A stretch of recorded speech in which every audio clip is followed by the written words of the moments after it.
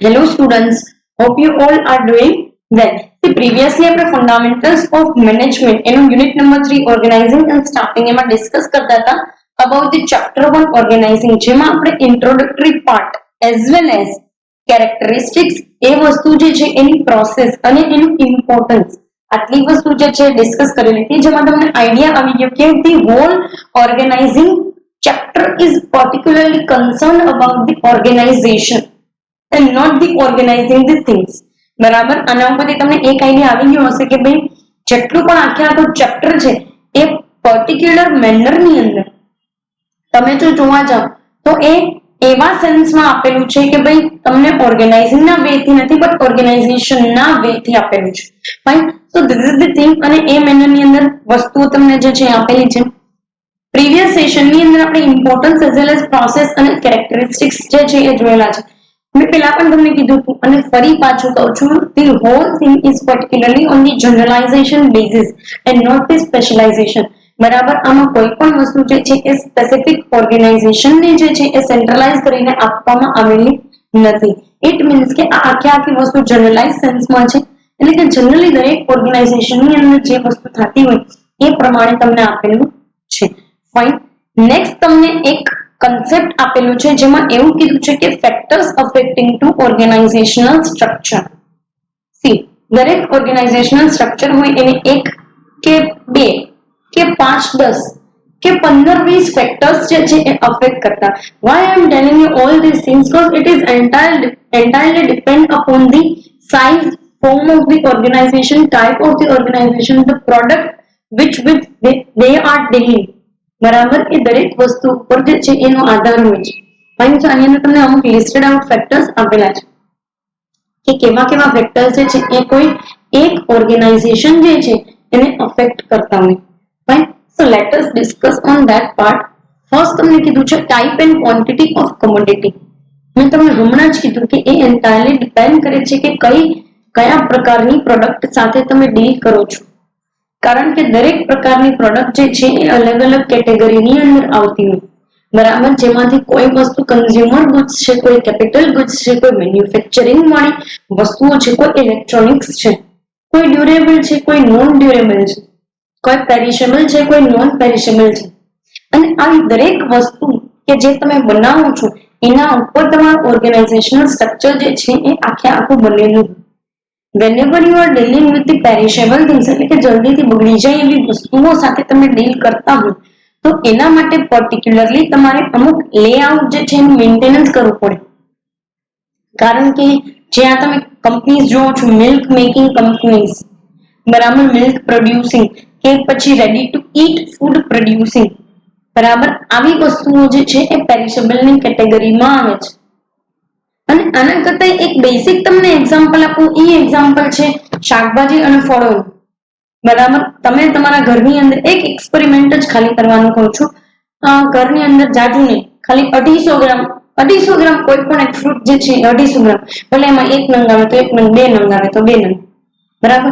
250 ગ્રામ જેટલું ફ્રૂટ છે જે એ ઘરમાં જ લાવીને રાખજો એક દિવસ ખાતા નહીં બીજે દિવસે ખાતા નહીં ત્રીજે દિવસે ખાતા નહીં ચોથા દિવસે ખાવા લાયક જ નહીં because these are the things that can be destroyed in a very shorter time span બરાબર within the week એ વસ્તુ બગડી જાય છે જે કાંઈ પણ મિલ્ક પ્રોડ્યુસિંગ કંપની છે તમે ગમે એવી સારી કંપનીનું દૂધ લઈ પછી અમૂલ છે માહી છે કે ગોપાલ છે કે કોઈ પણ સારી કંપનીનું તમે મિલ્ક લઈ લો એ મિલ્ક તમે 3 દિવસ 2 દિવસ પછી જો તમે જોવો ને એમાંથી સ્મેલ આવવા માંડે ખરાબ સ્મેલ આવવા માંડે બગડી જાય છે obviously it does carry that perishability. Let us talk about the non perishable goods. હા એક વસ્તુ તમને કહી દઉં કે ફરી પાછું તમને એક જે છે એ રિમાઇન્ડર આપી દઉં છું કે પેરિશેબલ એટલે જલ્દીથી બગડી જાય એવી નોન પેરિશેબલ એટલે કે 2 કે 3 મહિના સુધી રહી શકે એવી વસ્તુ જ્યારે ડ્યુરેબલ અને નોન ડ્યુરેબલ નું કેટેગરાઇઝેશન આખે આખું અલગ છે ડ્યુરેબલ એટલે કે 10 વર્ષ સુધી ટકી શકે એવી વસ્તુઓ 10-15 વર્ષ સુધી અને નોન ડ્યુરેબલ એટલે કે 1 વર્ષથી 1.5 વર્ષ સુધી ટકી શકે એવી વસ્તુઓ ફાઇન સો ક્યાંય બી કન્ફ્યુઝ થવાની જરૂર નથી પેરિશેબલ નોન પેરિશેબલ જે છે એનું કેટેગરાઇઝેશન આખું અલગ હોય છે જ્યારે ડ્યુરેબલ અને નોન ડ્યુરેબલ ગુડ્સ નું પણ કેટેગરાઇઝેશન અલગ હોય છે fine so this is the thing upon which you can rely on. Fine. So A parameters થી જે છે એ તમને વસ્તુઓ આપેલી છે કે જ્યાં તમે જજ કરી શકો છો પર્ટિક્યુલરલી કોઈ પણ વસ્તુ જે છે એને એની ડ્યુરેબિલિટી નોન ડ્યુરેબિલિટી ઉપરથી. ફાઇન. તો દરેક કંપની જે છે એ કેવી પ્રોડક્ટ સાથે ડીલ કરે છે ને એના ઉપરથી જે છે એ કંપનીનું ઓર્ગેનાઇઝેશનલ સ્ટ્રક્ચર. હવે હું તમને કહું છું કે તમે જે છે એ પર્ટિક્યુલરલી એક પેપરમેન્ટ સાથે ડીલ કરો છો, તમે ખાલી એક પેપરમેન્ટ બનાવો છો આવી આટલી સાઈઝની. Now you will need huge quantity. તમારે જે છે એ હ્યુજ ક્વોન્ટિટીની અંદર તમારી કોમોડિટી જોશે. યસ ઓર નો? જો તમે ખુરશી ને સોફા ને એવું બધું બનાવતા હોય તો એના માટે તમારે મોટું લેઆઉટ જોઈએ. ફાઇન. અને મેં તમને આની પહેલા બી કીધું છે, ફરી પાછું તમને કહું છું કે પ્લીઝ ગૂગલ ની અંદર એક તમે કંપનીનું નામ સર્ચ કરો જેનું નામ છે IKEA. It is from the Japan. આપણે અહીંયા તો ક્યાંય જોવા નહીં મળે, પણ અમદાવાદથી આઈ થિંક 25 થી 30 કિલોમીટરના અંતરે, ગામનું નામ તો મને પ્રોબેબલી યાદ નથી, તમે ઇન્ટરનેટની અંદર કદાચ સર્ચ મારશો તો you will be able to gate that name, but મને ગામનું નામ યાદ નથી. પણ હા, 25 થી 30 કિલોમીટરના અંતરે આઇકિયા વાળાનો બહુ એટલે બહુ મોટો એવો શોરૂમ છે જ્યાં એ લોકોએ મોડ્યુલર કિચન થી લઈને મોડ્યુલર બાથરૂમ્સ ને બેડરૂમ્સ ને એવી ઘણી બધી વસ્તુઓ બનાવેલી છે કે જ્યાં જઈને તમે મોલને વિઝિટ કરી શકો છો. It is particularly a furniture manufacturing company. એ દુનિયાની એકમાત્ર ફર્નિચર મેન્યુફેક્ચરિંગ કંપની છે કે જે કંપની લાકડા કાપવાથી માંડી અને જે કાંઈ પણ તમે ચામડું યુઝ કરો છો કે જે કાંઈ પણ શીટ્સ યુઝ કરો છો સોફાની અંદર, એ તમામ વસ્તુ પોતાના લેઆઉટની અંદર બનાવી છે. It is the one of the best case study you can rely upon. બરાબર?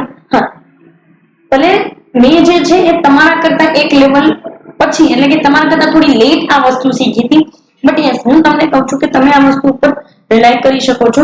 નેમ સર્ચ કરજો ગૂગલ ની અંદર, IKEA. Fine. It is Japan. It is the furniture manufacturing company from Japan. Fine. And you can go for it. તમને idea આવશે કે how they are managing the things. તમને ખબર પડે કે ભાઈ આટલું મોટું યુનિટ મેનેજ કરવા માટે કેટલી વસ્તુની જરૂરિયાત પડે. બરાબર?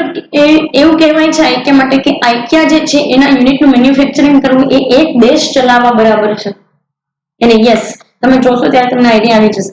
નેક્સ્ટ પોઈન્ટ તમને કીધો છે પ્રોડક્શન પ્રોસેસ. દરેક કંપનીની પ્રોડક્શન પ્રોસેસ અલગ અલગ હોય. કોઈ જગ્યાએ તમે જોયું હોય ને તો વર્ટિકલ શેપનું લેઆઉટ તમને જોવા મળે. આ તો તમે અત્યારે ભણતા નથી, તમે 3rd સેમેસ્ટરની અંદર કે પ્રોબેબલી 5th માં એક વસ્તુ ભણશો, જે કન્સેપ્ટ, જે સબ્જેક્ટનું નામ છે, મેં એની પહેલા પણ તમને કીધેલું હતું, production and operation management. You will study in two that કે અમુક કંપનીઝની અંદર વર્ટિકલ લેઆઉટ જે છે જોવા મળે.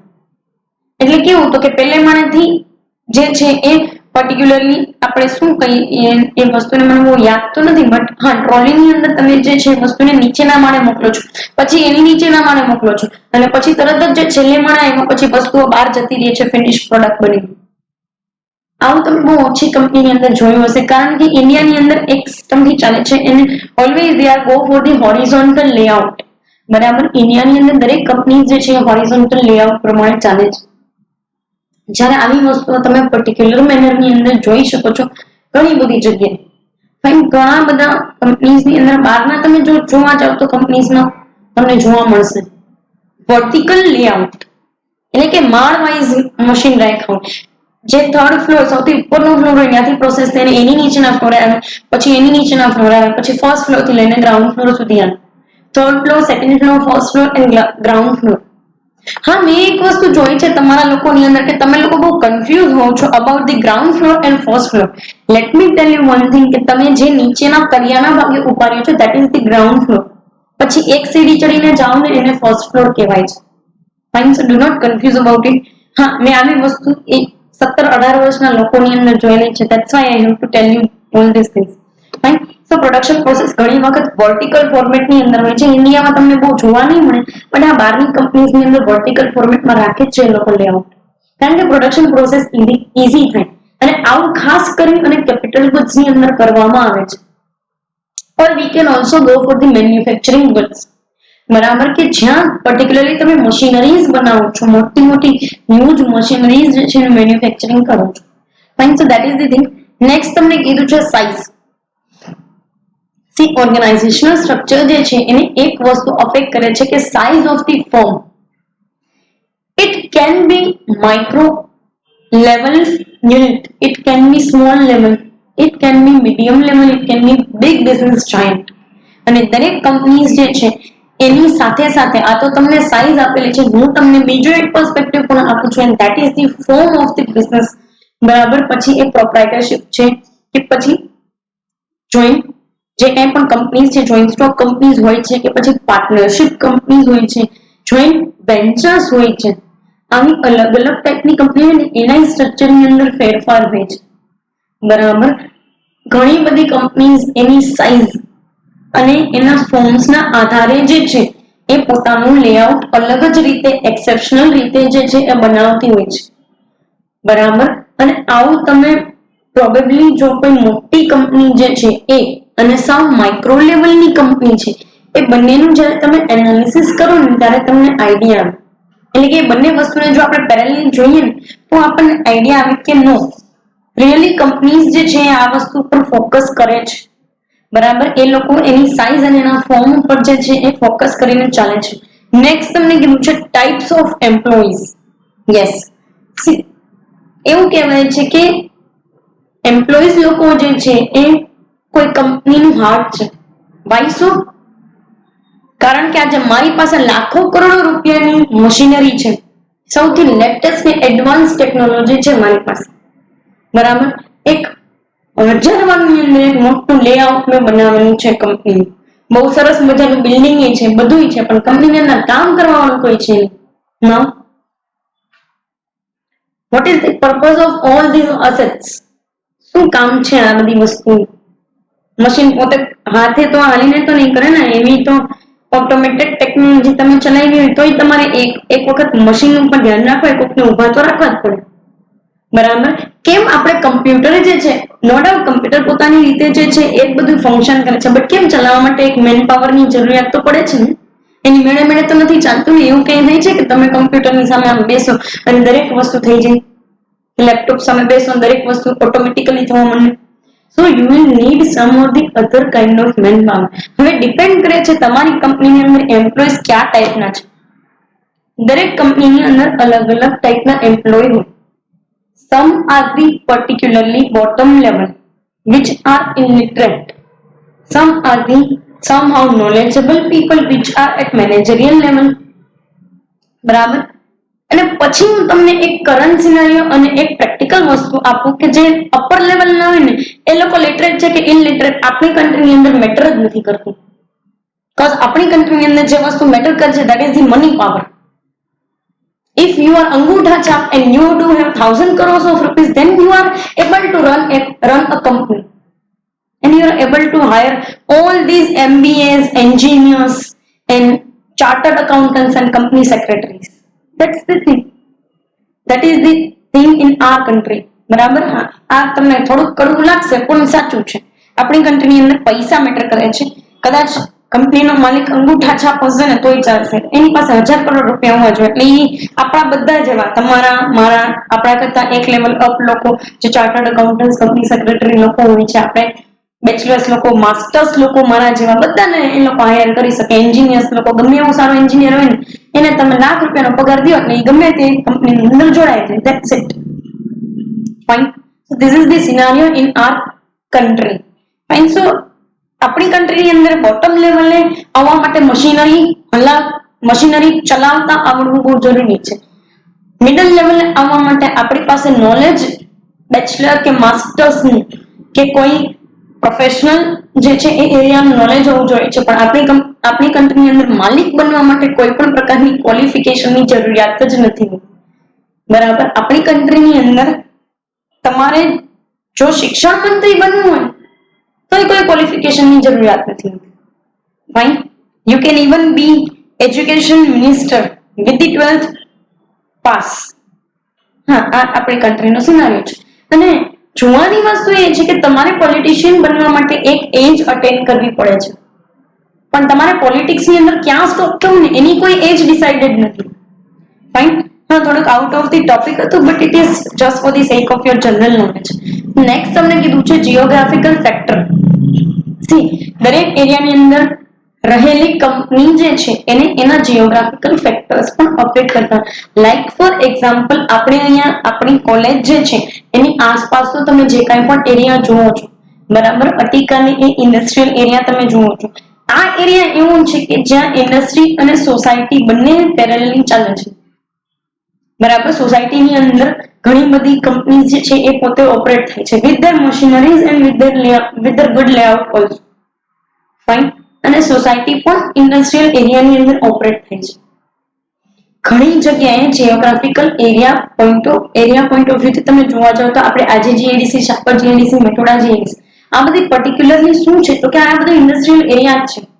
આ કોઈ રેસિડેન્સી ના, ફાઇન, તમે એ જગ્યાએ કોઈ રેસિડેન્સી નહીં જોઈ શકો. સો એ જીઓગ્રાફિકલ ફેક્ટર્સ જે છે એ પણ અફેક્ટ કરે. આ તો મેં ખાલી એક એરિયા વાઇઝ વાત કરી, બાકી ઘણી બધી વસ્તુ હોય છે કે ભાઈ તમે એવા કોઈ રિમોટ પ્લેસીસ ઉપર ઓપરેટ થાવ છો તો પછી રો મટીરિયલ લઈ આવવાની તમારે ખૂબ કોસ્ટ લાગે. તો જોવાની વસ્તુ એ છે કે એક ઓર્ગેનાઇઝેશનના સ્ટ્રક્ચરને તમે કેટલું ઇફેક્ટિવ અને એક ઓર્ગેનાઇઝેશનના સ્ટ્રક્ચરને કેટલું પ્રોડક્ટિવ બનાવી શકો છો ને એને આ બધી વસ્તુ પણ અફેક્ટ કરે. કારણ કે તમારે વોટર ફેસિલિટી માટે જો 3 દિવસની રાહ જોવી પડતી હોય કે ભાઈ પાણી અહીંયા પહોંચશે અને પછી આપણે પ્રોસેસ ચાલુ કરશું તો તમે ઓલરેડી માર્કેટમાંથી બહાર છો, એવી સિચ્યુએશન છે, ફાઇન. સો એ બી એક સિનારીઓ આની અંદર તમને આપેલો છે કે ભાઈ દરેક ફેક્ટર, આ તો હું તમને ખાલી અમુક ટ્રાન્સપોર્ટેશન, વોટર ફેસિલિટી એની વાત કરું છું, બટ ઘણા બધા ફેક્ટર્સ એવા હોય છે કે જે જગ્યાએ અલ્ટિમેટલી કંપનીને એવી વસ્તુઓ અફેક્ટ કરતી કે જે તમે કદાચ વિચાર્યું પણ નહીં. આ તો મેં ટ્રાન્સપોર્ટેશનમાં રો મટીરિયલની વાત કરી. આનો એક બીજો કેસ જોઈએ તો તમારી પ્રોડક્ટ તમે માર્કેટમાં પહોંચાડો ને એમાં ટાઈમ લાગી જાય કે જે ટાઈમ પીરિયડનો ફાયદો તમારા કોમ્પિટિટર્સ લોકો ઉપાડી લેતા. ફાઇન. સો ઓર્ગેનાઇઝેશનલ સ્ટ્રક્ચર જે છે એને આવી બધી વસ્તુઓ બી અફેક્ટ કરતી હોય. તમને લાસ્ટ એક પોઈન્ટ આપેલો છે, કન્સેપ્ટ ઓફ મેનેજર્સ. યસ, કારણ કે મોસ્ટ ઓફ ધી કંપનીઝની અંદર તમે એક સિનારીઓ જોવા હશે કે ઓનર્સ લોકો જે છે એ નાની સૂની વસ્તુઓ મેનેજ નથી કરતા હતા અને એ બધી વસ્તુ મેનેજ કરવા માટે એટલા માટે તો એ લોકો ડિપાર્ટમેન્ટલ મેનેજર્સને અપોઇન્ટ કર્યા કે ભાઈ પ્રોડક્શન ડિપાર્ટમેન્ટ માટે પ્રોડક્શન મેનેજર, માર્કેટિંગ માટે માર્કેટિંગ મેનેજર, ફિનાન્સ માટે ફિનાન્શિયલ મેનેજર, ફાઇન. તો આવી બધી વસ્તુ જે છે એ પર્ટિક્યુલર મેનરની અંદર એ લોકોએ મેનેજર્સને અપોઇન્ટ કર્યા છે. તો જેવો કન્સેપ્ટ મેનેજરનો હશે એવું ઈ સબઓર્ડિનેટ્સને પાસ ઓન કરશે. આ દરેક કંપનીના ઓર્ગેનાઇઝેશનલ સ્ટ્રક્ચરને અફેક્ટ કરતી વસ્તુ છે. પછી એ તો મારા ઉપર ડિપેન્ડ કરે છે, મારી ઇન્ડિવિજ્યુઅલિટી, મારી ક્વોલિટેટિવનેસ કે મારી સ્કિલ ઉપર ડિપેન્ડ કરે છે કે how I am passing on the things to my subordinates, બરાબર. કારણ કે સબઓર્ડિનેટ્સમાં અહીંયા બધા આવી જશે, મેનેજમેન્ટ ડિપાર્ટમેન્ટના મારા સબઓર્ડિનેટ્સ અને સાથે સાથે બોટમ લેવલે આવતા ફોરમેન, સુપરવાઇઝર, લેબર્સ લોકો, એ તમામ લોકો આવી જશે. પછી એમાં નાના જે કામકાજ કરતા હોય એ લોકો બી આવી જાય, જેમ કે પેકેજિંગ ડિપાર્ટમેન્ટના લોકો જે છે એ લોકો પણ આવી જાય, which is the ultimately task of the production manager, એટલે કે પ્રોડક્શન મેનેજરના અંડરમાં આવે છે. બટ હા, ચારે ચાર ડિપાર્ટમેન્ટને જો ભેગા કરીએ અને મેનેજર્સ લોકોનો કન્સેપ્ટ જો આપણે જોવા જઈએ તો જેવો મારો કન્સેપ્ટ ને મારો વ્યૂ હશે ટુવર્ડ્સ માય ફર્મ, એ પ્રકારે હું પાસન કરીશ લેબર્સ લોકોને. તમે આ કામ કરો, તમે આ કામ ન કરો. હા, મેં આવી બધી વસ્તુઓ જોઈ છે કંપનીની અંદર, and this is my practical analysis. આમાં મારે કોઈને પૂછવા જવાની જરૂર નથી, આવું મેં ફોર્મ્સની અંદર થતા જોયેલું છે, બરાબર. I have worked with many companies, અને કંપનીઝની અંદર મેં આવું થતા જોયેલું છે કે જે જગ્યાએ કંપનીનું હ્યુમન રિસોર્સ મેનેજર જ, એચઆર મેનેજર જ એવું કહેતો હોય કે ભાઈ આટલું કામ કરવું નથી, ભલે સાહેબ થોડોક ટાઈમ રાહ જોતા. This is there attitude. અને આવું જે લોકો એના સબઓર્ડિનેટને પાસ કરે, ઓબ્વિયસલી હું મારા સબઓર્ડિનેટ પાસે કામ કરાવું છું તો એને જ કહીશ ને કે મેં આટલું કામ કરી દેતું. પણ સબઓર્ડિનેટ્સ લોકોને પોતાની જે છે થોટ પ્રોસેસ નથી હોતી કે ભાઈ હું આ કામ નહીં કરું તો આગળ જઈને મારે જવાબ દેવાનું થશે, બરાબર. અને હું તમને ચોખ્ખું કહું છું કે if you are planning for going in the corporates, then particularly you have to take into consideration all these aspects, and the first and foremost is just the politics, બરાબર. આ આપણી કંટ્રીની અંદર જેટલું પોલિટિક્સ બહાર રમાય છે ને રાજનીતિમાં, એટલું જ પોલિટિક્સ આ કોર્પોરેટ વર્લ્ડની અંદર પણ રમાતું હોય છે. દરેક લોકો કોઈ એવા નથી હોતા કે ભાઈ પોતાની લીટી તમારા કરતા મોટી કરે. દરેક લોકો તમારી લીટીને કાપવાની ટ્રાય કરશે. And this is the real scenario. Fine. So please mind these things. Fine. તમારા માટે થોડુંક બેનિફિશિયલ રહેશે. હું તમને પહેલા બી કહેતી આવી છું અને હંમેશા કહેતી રહીશ કે મારે તમને આ બુકનું કન્ટેન્ટ દેવા કરતા પણ ઇમ્પોર્ટન્ટ વસ્તુ એ છે કે તમે થોડોક રિયલ સિનારીઓને જાણો. બરાબર. Now you people are adults. Almost તમે 18 વર્ષના થઈ ગયા હશો. નહીં થયા હોય તો કદાચ 18મું વર્ષ બેસી ગયું હશે કે 18મું વર્ષ ચાલતું હશે. Fine. But now you people are able to understand certain things. અને એવું જે વસ્તુ કદાચ મેં ફેસ કરી હોય પ્રીવિયસલી, એ વસ્તુ મારી એવી ઈચ્છા છે કે તમે તમારા ફ્યુચરની અંદર ફેસ ના કરો. That's why I am telling you all this. Fine. So this is what my મોટો ઇઝ. બાકી બુકની અંદર તો તમે પણ જોઈને વાંચી શકો છો. You people are able to do this. Fine. એ તમને ખબર જ છે. And this bookish knowledge is particularly available in the books. So my motto is just to give you those knowledge which is not available to you. Those things which is not available to you and which is not available to you in your mobile, in your Google also. Fine. Because these are the real life experiences. So particular આ session માટે અહીંયા સુધી રાખીએ જેમાં આપણે તમામ factors જે છે એને ડિસ્કસ કરેલા છે in detail. Fine. Coming session જે છે એની અંદર પ્રિન્સિપલ્સ જોશું કે ભાઈ કોઈ ઓર્ગેનાઇઝેશનલ સ્ટ્રક્ચર જે છે એને ગાઈડ કરવા માટેના પ્રિન્સિપલ્સ શું હોવા જોઈએ. લાઈફના પણ અમુક પ્રિન્સિપલ્સ હોય એમ આની અંદર તમને ઓર્ગેનાઇઝેશનલ સ્ટ્રક્ચર બનાવવાના અમુક પ્રિન્સિપલ્સ આપ્યા છે. That we will discuss into coming sessions. Thank you so much.